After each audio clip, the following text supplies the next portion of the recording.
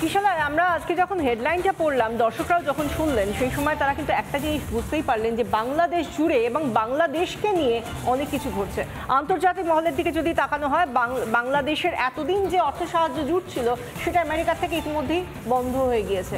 গোটা আন্তর্জাতিক মহল যখন দেখতে পাচ্ছে যে এই সন্ত্রাসবাদী কার্যকলাপ চলছে, কি ধরনের জামাতি কার্যকলাপ চলছে, কিন্তু ইউনূস বোধহয় দেখতে পাচ্ছেন না, আর দেখতে পাচ্ছেন না কিছু ইউনূসপন্থী এ রাজ্যের মানুষও। দেখো বিশাখা, টাকা বন্ধ হয়ে গেলে কি হবে? বাংলাদেশের মানুষ খেতে পাবে না, জঙ্গিরাও খেতে পাবে না। একদমই। আর তারা কোথায় যাবে?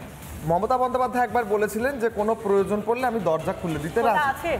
আমার মনে হয় একটা নতুন প্রকল্প, গর্তশ্রী প্রকল্প, গর্ত করে দেওয়া হচ্ছে সীমান্ত জুড়ে। যদি কেউ ওপার থেকে আসে, তারা ওই গর্তে গিয়ে থাকতে পারবে, ভালো করে ওখানে লুকিয়ে থাকতে পারবে, কেউ দেখতে পাবে না। লোহার বাংকার, ঠিক। এবং তার সঙ্গে সঙ্গে বাংলাদেশের জঙ্গিরা পালালে তাদের খোঁজ চলছেই পারে। অর্থাৎ কোথাও যেন কানেকশন ওপার থেকে এপারে সব মিলে মিশে যাচ্ছে। একদমই তাই। এবং তুমি যখন বলছিলে যে ওপার থেকে এপারে, আমাদের তো শুধুমাত্র পশ্চিমবঙ্গই গেটওয়ে এমনটা নয়, আসাম রয়েছে, আরো অনেকগুলো রাজ্য রয়েছে। কিন্তু আসামের তরফ থেকে আমরা দেখেছি, এবং কিছুদিন আগে আমরা মহারাষ্ট্রেও দেখেছিলাম, দেবেন্দ্র ফডনবিস সরকার তারা সিট গঠন করেছিলেন যাতে এই ধরনের অনুপ্রবেশ বন্ধ করা যায়, যাতে ফলস যে ফেক যে বার্থ সার্টিফিকেট রয়েছে বা বিভিন্ন শংসাপত্র রয়েছে সেগুলো যাতে আটকানো যায়। কিন্তু এ রাজ্যে গেটওয়েটা কেন সবসময় খোলা থাকে, এটা নিয়েই বড় প্রশ্ন ওঠে। যাই হোক, আমরা মোহাম্মদ নাসির একটা নাম পেয়েছি বটে, যাকে কিনা এ রাজ্যে খোঁজার চেষ্টা করা হচ্ছে তদন্তকারীদের তরফ থেকে, এবং সেই জায়গা থেকে তার যে বাংলাদেশি পরিচয়পত্র তা রিপাবলিক বাংলার হাতে এসে পৌঁছেছে। কে এই মোহাম্মদ নাসিম, তার কি পরিচয়, দেখুন একটা প্রতিবেদনের মধ্যে দিয়ে।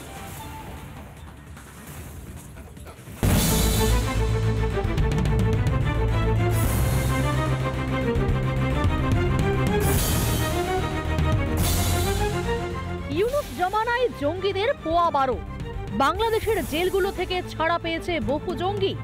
অনেকেই সুযোগ খুঁজছে কাঁটাতারহীন সীমান্ত পেরিয়ে এপারে ঢোকার। তেমনই একজন এই মোহাম্মদ নাসিম। গোয়েন্দা সূত্রে খবর, বাংলাদেশের চাঁপাই নবাবগঞ্জের বাসিন্দা এই জঙ্গি গা ঢাকা দিয়েছে মুর্শিদাবাদের ফিরোজপুরে। এই মুহূর্তে আমাদের হাতে এসে পৌঁছেছে, অর্থাৎ রিপাবলিক বাংলার হাতে এসে পৌঁছেছে মোহাম্মদ নাসিমের বাংলাদেশের পরিচয়পত্র, এবং সেখানে যেটা দেখা যাচ্ছে রিপাবলিক অফ বাংলাদেশ লেখা রয়েছে, এবং তার নাম রয়েছে মোহাম্মদ নাসিম। বাবার নাম শেষ রুল, 19 সেপ্টেম্বর 1999-এ তার ডেট অফ বার্থ দেওয়া রয়েছে, এবং তার আইডি নাম্বারও কিন্তু দেওয়া রয়েছে। এই হচ্ছে মোহাম্মদ নাসিমের ছবি। মুর্শিদাবাদের বিভিন্ন জায়গা থেকে ইতিমধ্যেই গোয়েন্দাদের জালে এসেছে বেশ কয়েকজন জঙ্গি। তাতেই সামনে এসেছে আনসারুল্লাহ বাংলা টিম জেএমবির নাম। গোয়েন্দাদের হাতে এসেছে নাশকতা ছড়ানোর ভয়ঙ্কর সব তথ্য। এই পরিস্থিতিতে বাংলাদেশি জঙ্গি মোহাম্মদ নাসিমের তথ্য হাতে আসায় শুরু হয়েছে খোঁজ খবর। গোয়েন্দা সূত্রে খবর, কত দূর আর কোথায় কোথায় জঙ্গি জাল ছড়িয়েছে নাসিম তার হদিশ পাওয়ার চেষ্টা চলছে। পাশাপাশি নাসিমকে নাগালে পেতে চলছে জিজ্ঞাসাবাদও। মুর্শিদাবাদের হরিয়ারপাড়া নওদা থেকে যে সমস্ত জঙ্গিরা গ্রেপ্তার হয়েছে ইতিমধ্যে এসকেপের হাতে, তাদের এই প্রজাতন্ত্র দিবস সামনে রেখে কোনো রকম জঙ্গি কার্যকলাপমূলক নাশকতা ছড়ানোর কোনো রকম পরিকল্পনা ছিল কিনা সেই বিষয়টি স্পষ্ট হতে চাইছেন কেন্দ্রীয় গোয়েন্দা সংস্থার আধিকারিকেরা। মুর্শিদাবাদ থেকে ক্যামেরা অপূর্ব চৌধুরীর সঙ্গে ইন্দ্রাশিস বাগচি, রিপাবলিক বাংলা।